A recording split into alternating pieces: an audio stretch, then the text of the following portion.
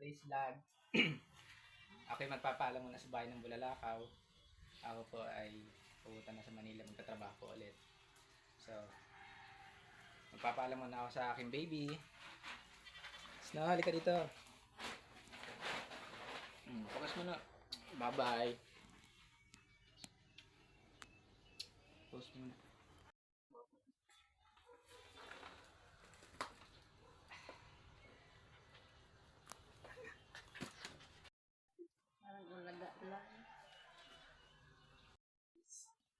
Ay, wait lang pala. Wait lang pala guys.